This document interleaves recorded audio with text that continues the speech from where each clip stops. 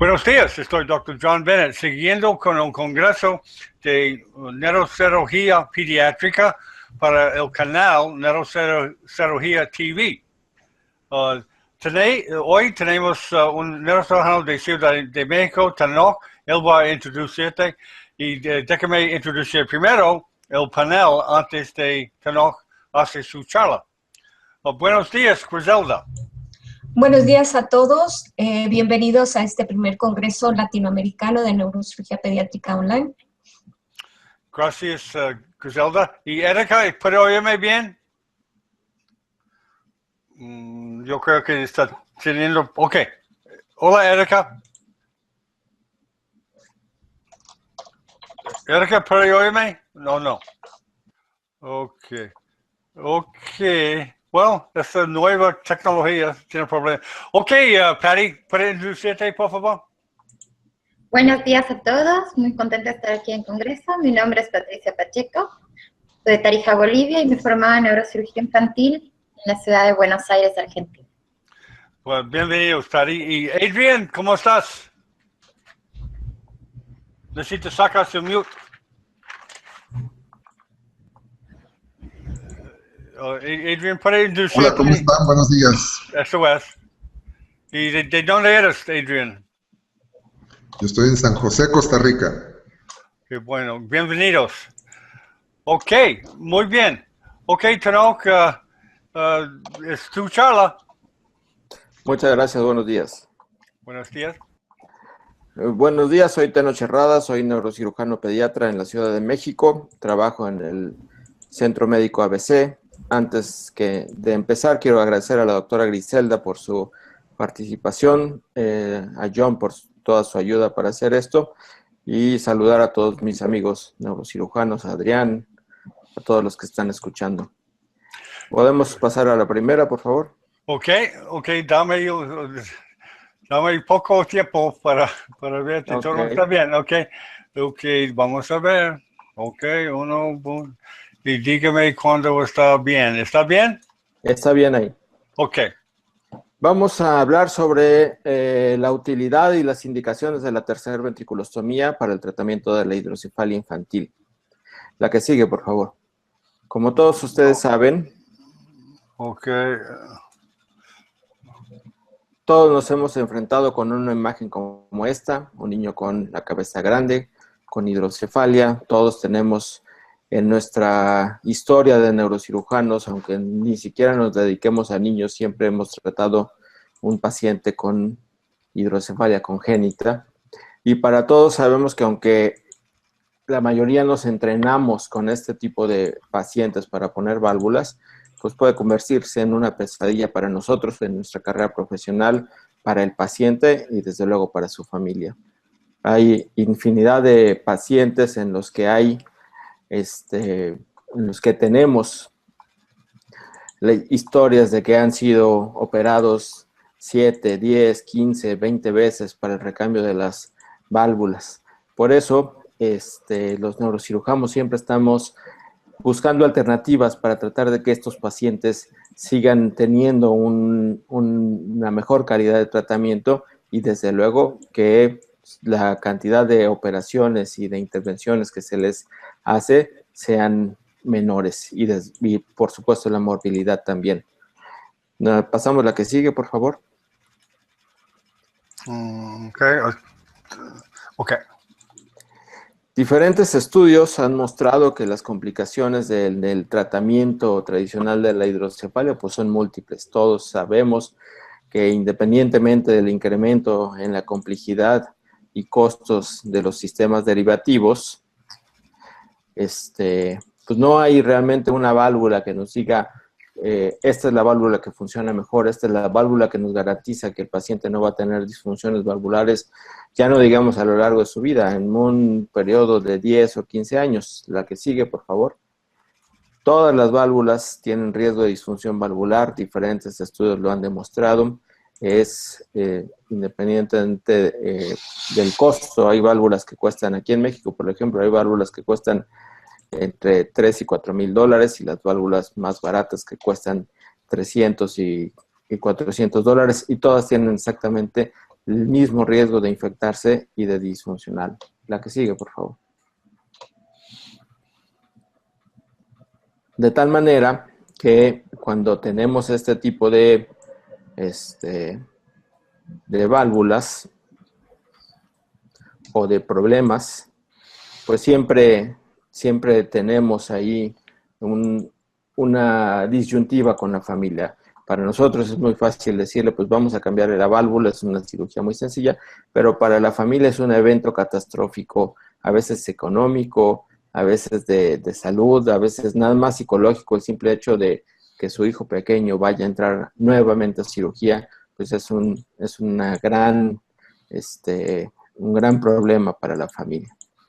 Y como dice la diapositiva, aunque el porcentaje de falla de las derivaciones y las tercer ventriculostomías son similares en las etapas iniciales, la verdad es que en el seguimiento a largo plazo, la tasa global de falla es mayor en la derivación ventriculoperitoneal. La que sigue, por favor. Como les decía hace rato, no hay absolutamente ningún sistema derivativo que haya demostrado ser mejor. La tasa de disfunción es exactamente igual para todos. De tal manera que los neurocirujanos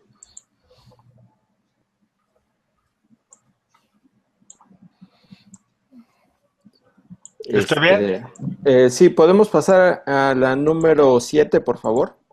Ok, dígame. ¿Esto? La que sigue, por favor. Esa. Ok.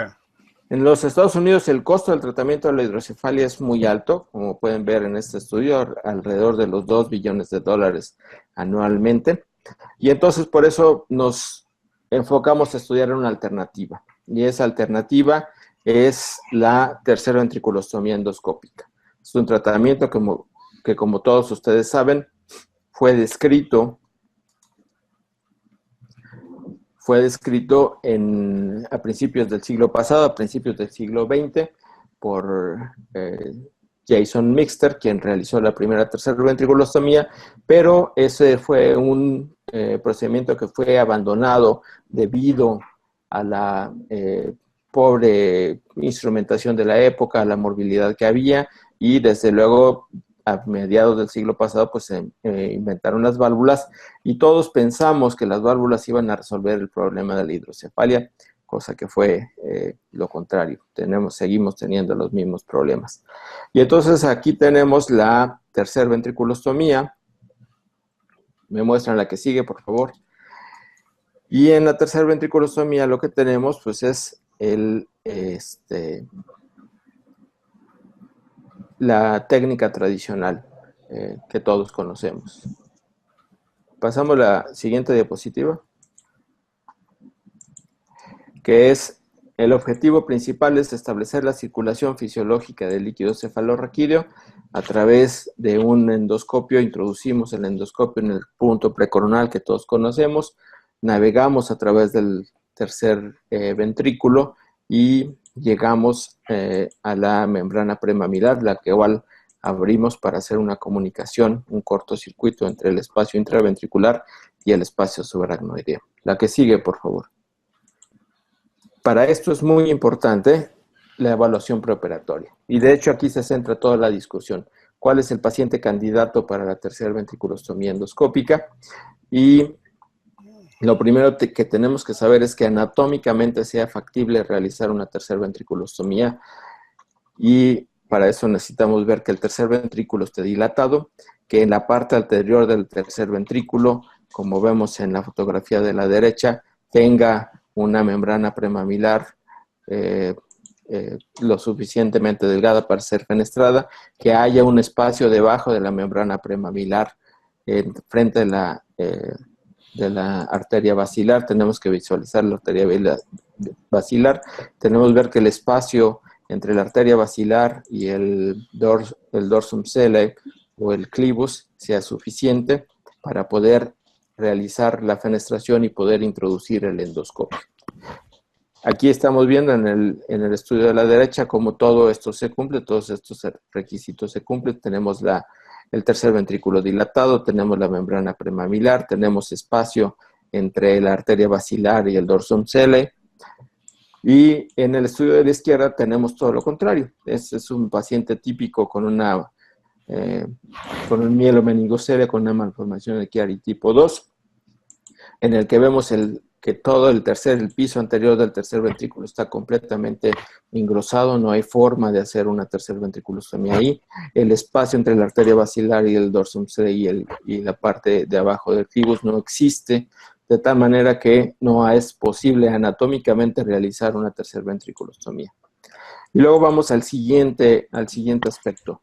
Es posible realizarlo anatómicamente, pero ¿cómo sabemos que vamos a llegar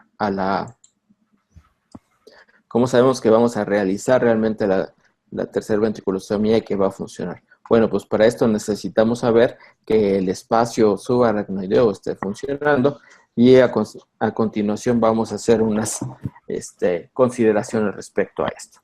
¿Me muestran la que sigue? Aquí tenemos una película en la que tenemos un paciente. ¿Podemos correr la película, por favor? Estamos ya... Ok, yo no sé si sirve esto. ¿Quiere que muestre la película separado? Sí, por favor, porque... Ok, vamos a probar si podemos hacer. Ok, la película se llama Nacho Limón editada. Ok, déjame alzarlo primero.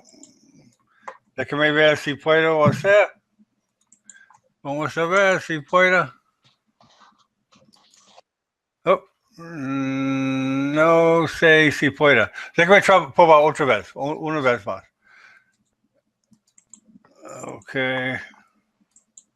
Una vez más, ok.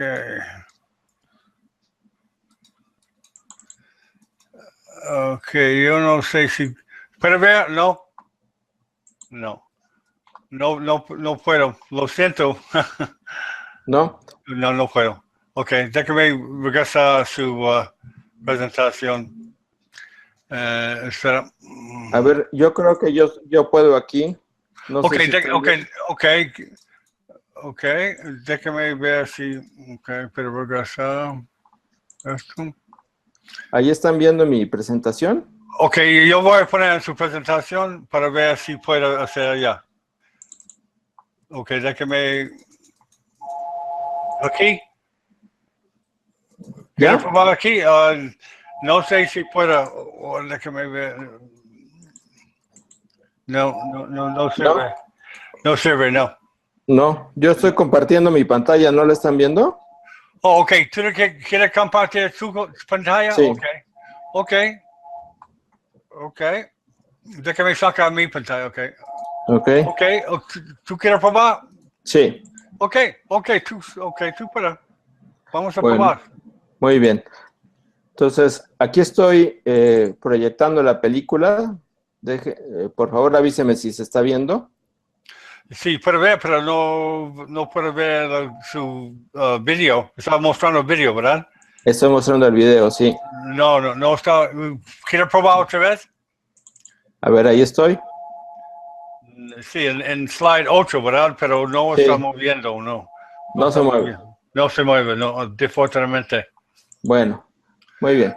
Entonces vamos a pasar entonces a la siguiente diapositiva. Todos conocen el espacio en el que... Ok, déjame obtener. Okay. ¿Tú quieres screen share o yo quiero que yo screen share? No, usted sígale porque no... Ok, déjame poner otra vez. Espera un minuto. ¿Tú puedes ver? Sí. Ok. ¿Esto o la próxima? La que sigue. Okay.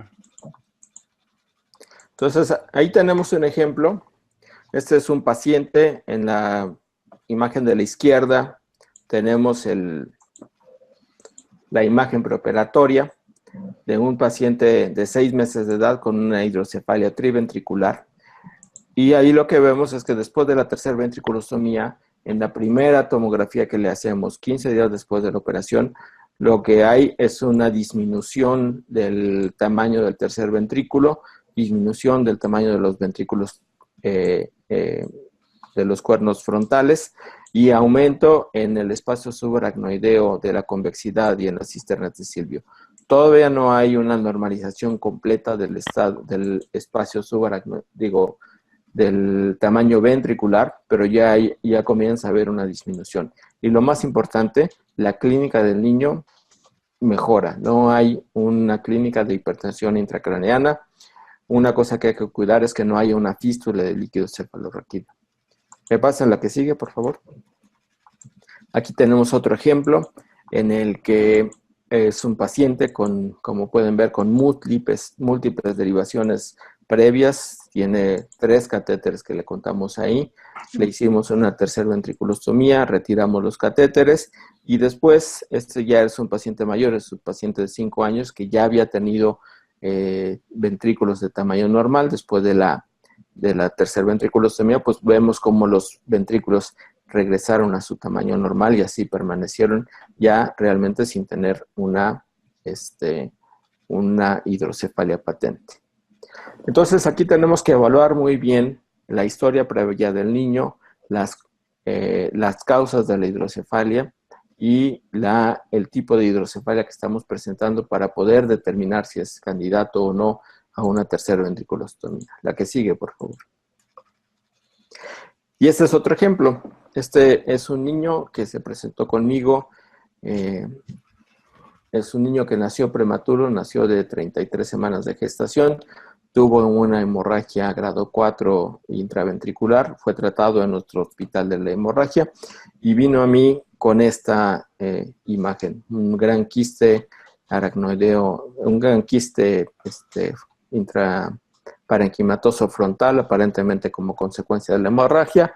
El quiste está comprimiendo el espacio ventricular y tenemos una hidrocefalia. Cuando fue presentado a mí, el niño tenía todos los datos de hidrocefalia, tenía aumento del perímetro cefálico, congestión venosa en las venas del cuero cabelludo, signo de sol naciente, una hidrocefalia rápidamente progresiva. Y entonces mi primera impresión de manejo fue decirle a la familia, vamos a fenestrar el quiste hacia el espacio subaracnoideo y después vamos a ponerle una derivación ventrículo-peritoneal. Pero el papá, que ya había recorrido con varios neurocirujanos aquí en el Distrito Federal, me dijo, no, doctor, yo no quiero que a mi nieto le pongan, yo no quiero que a mi hijo le pongan una válvula, yo quiero que le hagan una tercer ventriculostomía. Después de una charla de aproximadamente 1 hora y media con el papá y la mamá acerca de las ventajas y desventajas de la tercer ventriculostomía, quedamos que se le iba a hacer la tercer ventriculostomía en el entendido de que pues íbamos a un procedimiento en el que las posibilidades de éxito eran menores al 30% y que posiblemente después de la tercera ventriculostomía, 4 o 5 días después, habría que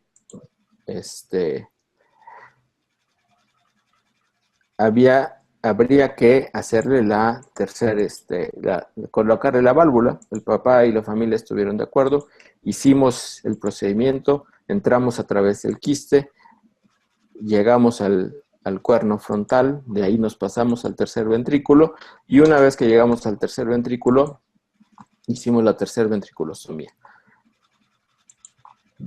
Tengo la película, pero no corre. La que sigue, por favor.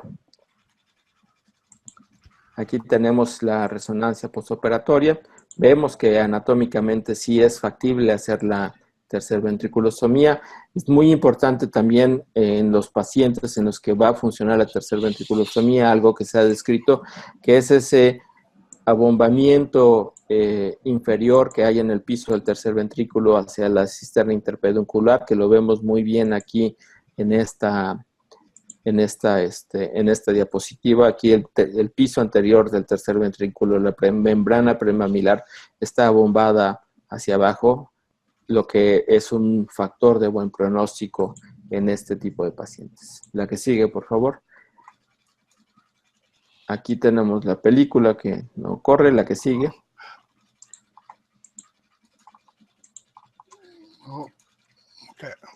Y aquí tenemos la resonancia postoperatoria. Esta es una resonancia que ya se hizo aproximadamente, debe tener un año después del procedimiento. Neurológicamente el niño mejoró los datos de hipertensión intracraneana, mejoró los movimientos oculares, empezó a bajar el perímetro cefálico y vemos la imagen un año después. Tenemos el quiste porencefálico que está comunicado con el espacio intraventricular y vemos que no hay hidrocefalia.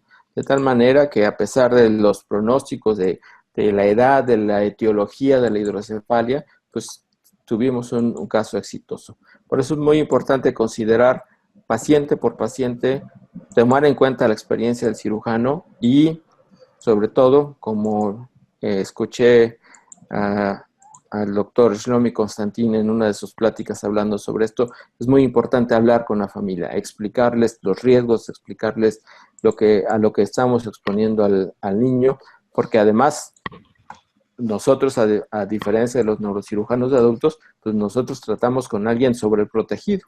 El niño, el hijo, es el tesoro de la familia, así que tenemos que explicarle muy bien a los papás, a los tíos, a todo el entorno familiar, lo que vamos a hacer y cuál es el razonamiento para hacerlo. La que sigue, por favor.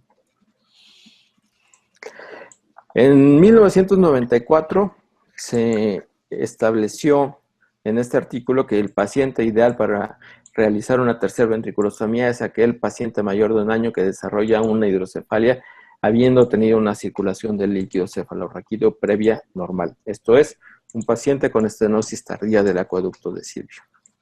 La que sigue, por favor.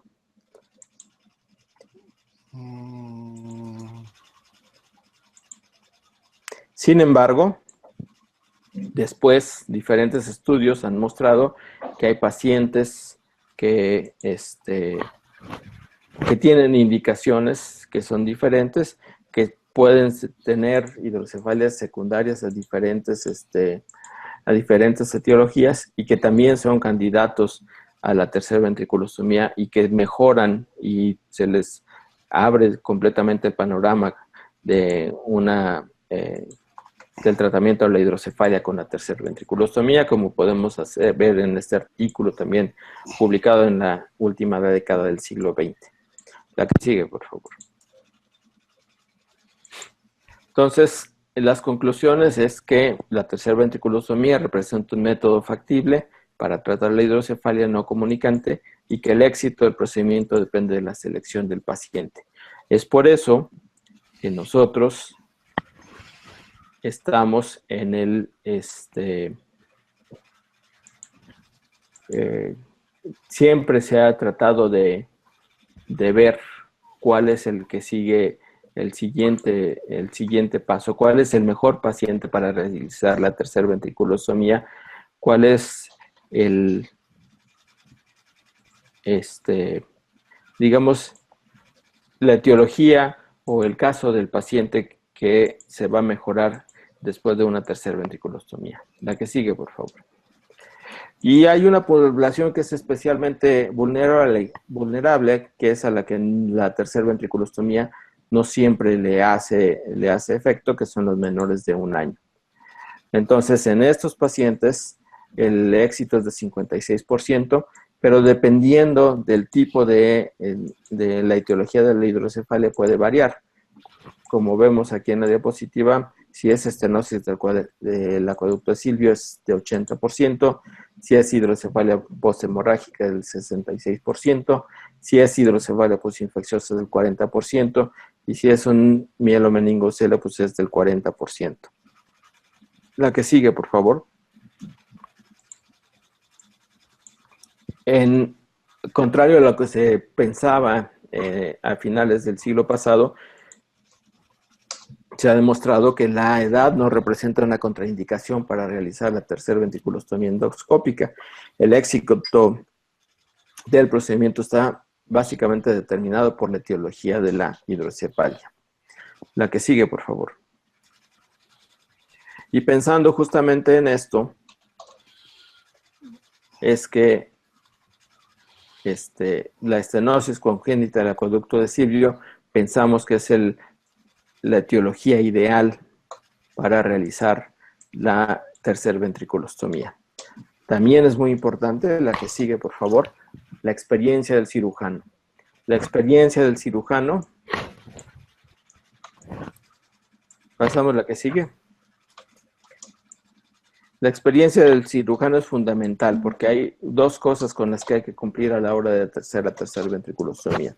Es hacer una adecuada estoma, una adecuada perforación del piso del tercer ventrículo, y segundo, estarse seguro que entramos al espacio subaracnoideo, que no nos quedamos en el espacio subdural, porque entonces si nos quedamos si nada más hacemos la perforación del piso del tercer ventrículo y no abrimos completamente la membrana del Liliequist, entonces no vamos a hacer una tercer ventriculostomía adecuada, no va a funcionar, aunque el paciente tenga más de 2 años, que sea un paciente completamente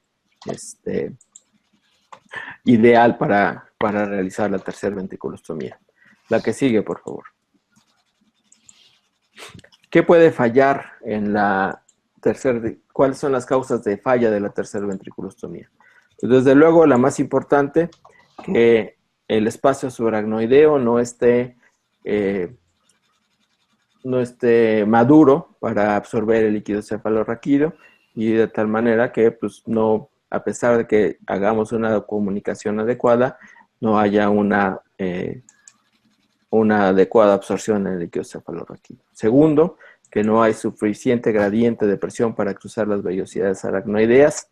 Esto es, que como la cabeza del recién nacido del paciente menor de 1 año no está cerrada, no hace una suficiente espacio o presión para que cruce al espacio aracnoideo, que cruce el líquido cefalorraquídeo a las vellosidades aracnoideas. Esa es una de las razones. La que sigue, por favor. También puede suceder que se cierre el estoma porque no hacemos una apertura lo suficientemente amplia. Sin embargo, en mi experiencia, el cierre del estoma se da porque no hay un flujo de líquido cefalorraquídeo constante. Es decir, no hay una diferencia de presión. Si no hay algo que esté absorbiendo el líquido del otro lado del estoma, pues no hay un flujo como cualquier fístula y se va a cerrar el estoma. Estenosis del estoma, o que el estoma esté permeable, que eso es algo que sucede, que el estoma esté permeable, pero que se hayan formado membranas aracnoideas por debajo del piso del tercer ventrículo. Eso puede pasar, y eso sucede normalmente cuando no hacemos una cuidadosa disección de esas membranas en el procedimiento inicial. La que sigue, por favor. ¿Cómo evitar todas estas complicaciones? Desde luego, primero la selección del paciente para evitar que vayamos a hacer una tercer ventriculostomía en un paciente con un espacio subaracnoideo no funcional. Segundo, explorar el espacio subaracnoideo por debajo de la membrana del Liliequist para ver que realmente hicimos una fenestración adecuada. Hay quien puede hacer ha dicho que se puede hacer una ventriculostomía con destete progresivo o hacer una punción lumbar o un drenaje lumbar, pero la verdad es que en los pacientes menores de 6 meses hacer esto es bastante difícil y no funciona, y nada más tenemos morbilidades por los mismos procedimientos. Y desde luego, si tenemos una disfunción de la tercer ventriculostomía, pues vale la pena hacer una nueva tercer ventriculostomía. Y aquí lo que hacemos es que, ya que vamos a hacer la tercer ventriculostomía, preparamos al paciente como si le fuéramos a poner una válvula, introducimos el endoscopio. Si vemos que el estoma está abierto y que no hay una formación de nuevas membranas por debajo del estoma, pues entonces le ponemos la válvula y seguimos el curso normal de una operación de derivación. Si vemos que el estoma se cerró o que se formaron nuevas membranas por debajo en el espacio subaracnoideo, pues aquí lo que hacemos es hacemos un nuevo estoma o fenestramos nuevamente las membranas y volvemos a darle la oportunidad al niño de que siga con la tercer ventriculostomía, siempre hablando con los papás del riesgo que esto significa.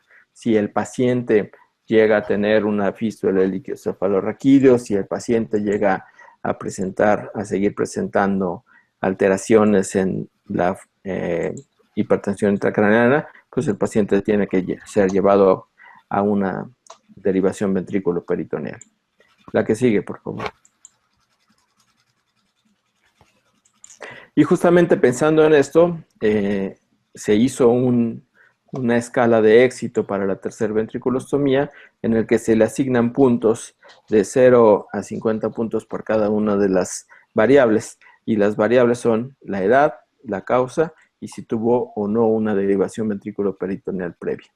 De tal manera que un paciente que tiene mucho éxito, muchas posibilidades de éxito, por ejemplo, es aquel paciente que tiene más de 10 años, que se le pueden asignar 50 puntos, cuya etiología es un tumor tectal o estenosis del acueducto de Silvio. Entonces aquí ya sumamos los 50 de los mayores de 10 años más los 30 del tumor tectal o de estenosis del acueducto de Silvio, son 80 puntos. Y si el paciente tuvo una derivación, si no tuvo una derivación ventrículo-peritoneal previa, son 10 puntos más. Este es un paciente de 90 puntos, 90% de éxito de posibilidades de éxito en la tercera ventriculostomía. Esto es un paciente que no ha tenido derivaciones previas, que tuvo un tumor tectal o una estenosis del acueducto de Silvio, que tiene más de 10 años. Y de ahí vamos bajando hasta los pacientes que tenemos de 0 puntos, que son menores de un mes, cuya causa es una hidrocefalia postinfecciosa.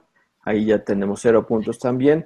Y si tuvo una derivación previa, pues son 0 puntos. Es 0% de una posibilidad de que tenga una tercera ventriculostomía. Sin embargo, si no ha tenido una derivación previa, pues aquí tenemos 10%. Y así podemos hacer las combinaciones diferentes en los siguientes, tomando en cuenta estas 3 variables: la edad, la causa, la etiología y si tuvo o no una derivación previa. Esto ha correlacionado bastante bien con la tercera ventriculostomía. La que sigue, por favor, con el éxito de la tercera ventriculostomía. Luego tenemos ahora algo que se ha puesto en moda nuevamente, que es la cauterización de los plexos coroides. No sé si alguno de ustedes tenga experiencia con este procedimiento. Yo no hago endoscopía flexible, yo hago únicamente endoscopía rígida, de tal manera que cuando tengo un paciente al que le tengo que hacer una tercera ventriculostomía y coagulación de plexos coroides, pues la coagulación que yo puedo hacer con un endoscopio rígido es bastante limitada. Únicamente puedo hacer lo que yo veo con el endoscopio rígido, que son básicamente los plexos coroides que están alrededor del foramen de Monro que estoy viendo, que estoy abordando. A veces, cuando es una hidrocefalia muy importante, puedo abordar los contralaterales porque hay tabicaciones en el acueducto de Silvio, y muy de vez en cuando puedo también abordar, cuando es una gran hidrocefalia, puedo también abordar los plexos coroides en el atrio, pero únicamente de manera unilateral. De tal manera que este es una limitante para quienes hacemos endoscopia rígida. El procedimiento inicial está descrito con un endoscopio flexible, de tal manera que siempre hay que tener en cuenta esto.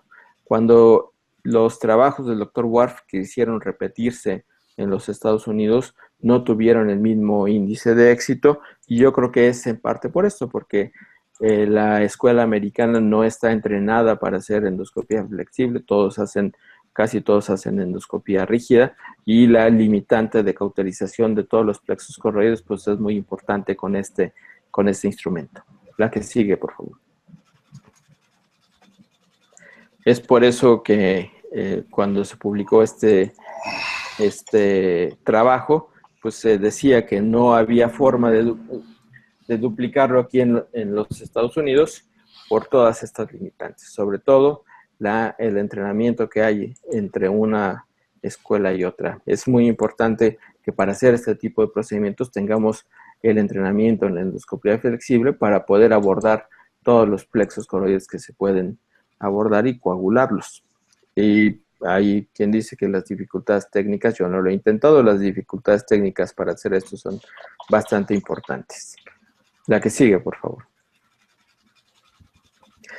Y finalmente, pues se realizó el estudio internacional de hidrocefalia, que en él se estudiaron 158 niños menores de 2 años con estenosis pura del acueducto de Silvio, a los que en forma se estudiaron pacientes a los que se les realizó la tercera ventriculostomía contra la derivación ventriculoperitoneal, de tal manera que a los 3 meses el éxito de la tercera ventriculostomía era del 68% contra 95% de la derivación, a los 6 meses 66 contra 88 y a los 12 meses 66 contra 83. Este artículo fue publicado este año y es el primero de muchos trabajos que se van a publicar con este estudio, que es un estudio multicéntrico de todo el mundo, en el que se analiza la tercera ventriculostomía contra la derivación ventrículo-peritoneal. La que sigue, por favor. Aquí la falla fue definida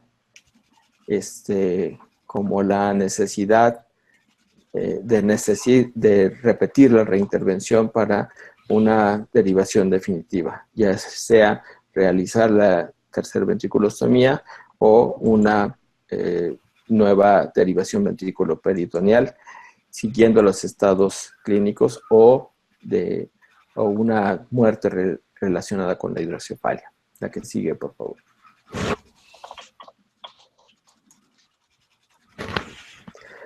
La tercera ventriculostomía, desde luego, tiene complicaciones. Aquí las estamos viendo, las más frecuentes. La más temida es la hemorragia transoperatoria. Puede haber convulsiones. La que más frecuentemente he visto yo es la fístula, y la fístula del líquido cefalorraquídeo se da sobre todo cuando no tenemos la fístula del líquido cefalorraquídeo se da cuando no tenemos un funcionamiento adecuado. A veces va en los primeros 3 o 4 días.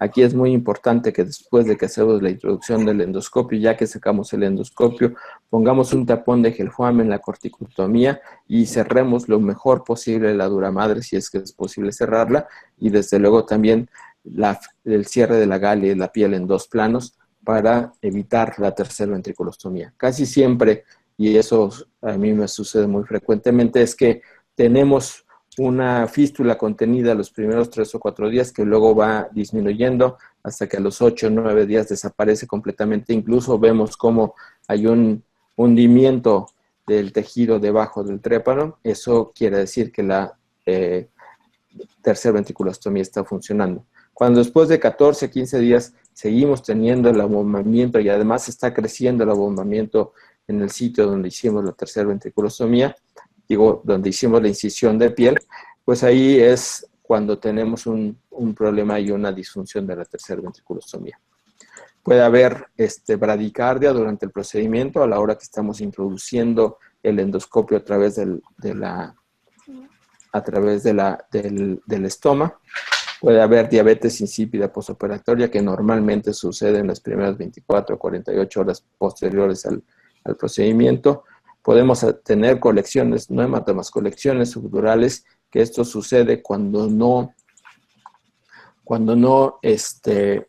hacemos una adecuada comunicación entre el espacio intraventricular y el espacio subaracnoideo. Y desde luego la parálisis, el trauma del tercer nervio craneal, que esto sucede cuando la trayectoria de nuestro endoscopio está muy lateral y entonces a la hora que perforamos, ya sea con el instrumento ROMO o con el catéter de Fogarty, perforamos la membrana premamilar, el tercer nervio está justo en la trayectoria que hacemos. De tal manera que cuando hacemos una tercera ventriculostomía siempre tenemos que estar máximo 3 centímetros fuera de la línea media para no tener esta complicación. Otra de las complicaciones que podemos tener son, desde luego, la hemorragia, que esto es muy importante de evitar. Es tenemos que ser muy cuidadosos a la hora que abrimos el tercer ventrículo, el piso del tercer ventrículo, hacerlo siempre con un instrumento Romo, no traccionar el piso del tercer ventrículo con el catéter de Fogarty. A la hora que introducimos el endoscopio también tenemos que ser muy cuidadosos hasta dónde entramos. Acordémonos que es un instrumento rígido y que no podemos introducirlo ni modificar la trayectoria porque es una trayectoria en línea recta. La que sigue, por favor.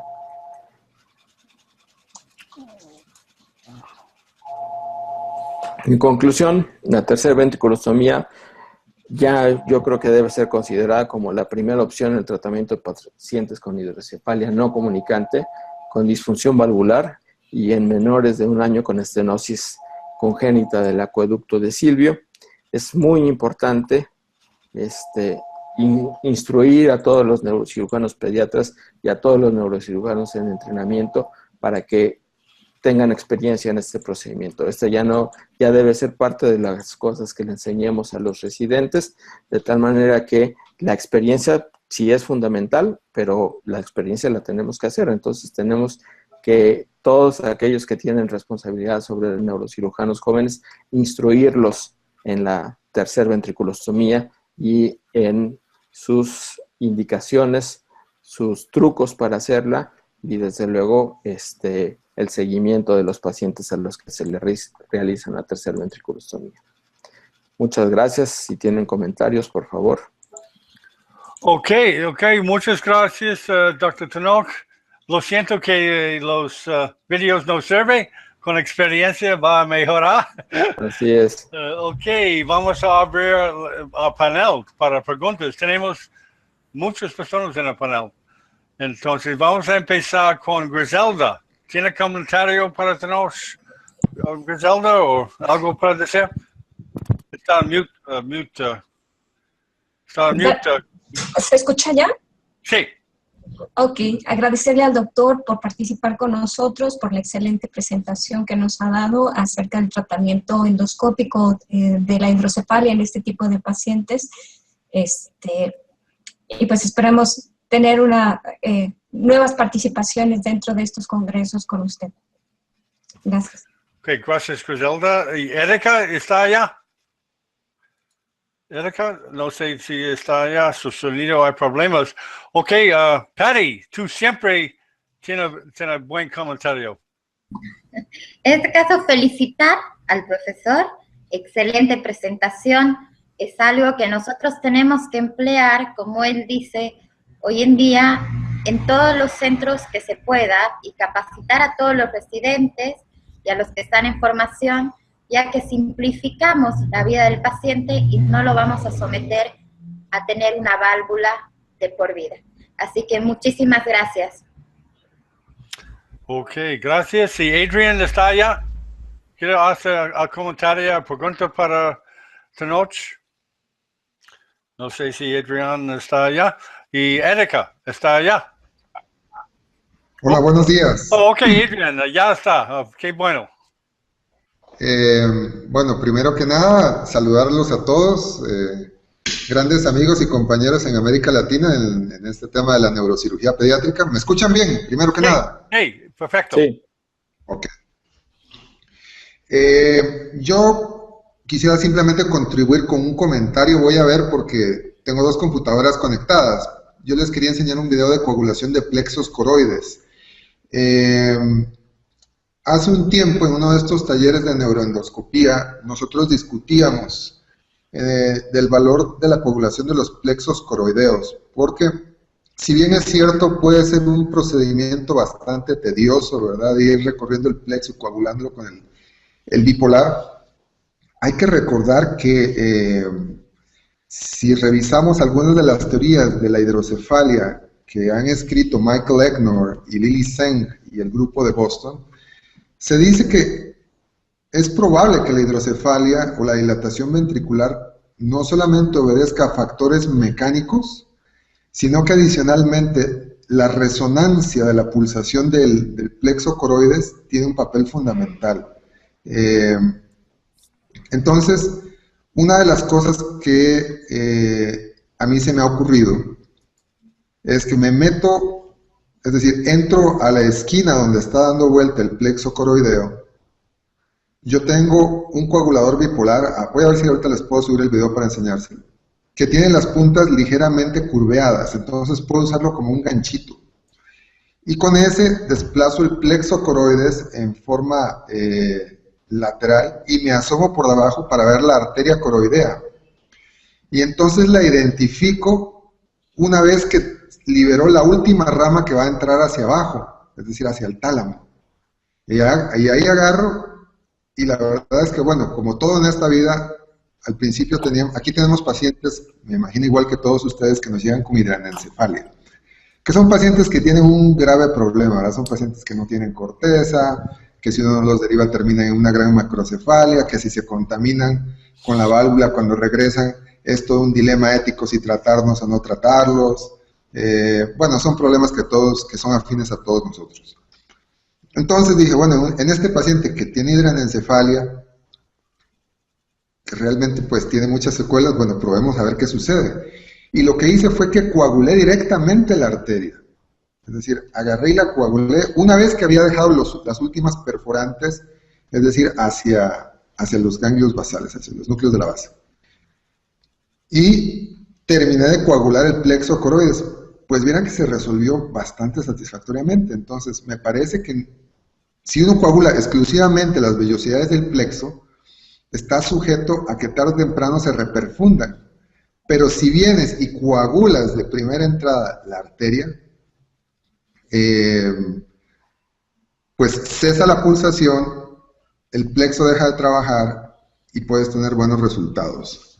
Discutiendo este tema con Wan Tu Siu de Singapur, me decía, bueno, ¿y qué pasa si coagulando la arteria se trombosa y se devuelve la trombosis hacia abajo y se te tapan otros vasos? Digo, bueno, por lo menos hasta el momento llevo 6 que les he hecho eso y no he visto ese problema. Yo hago endoscopía rígida, al igual que Tenoch.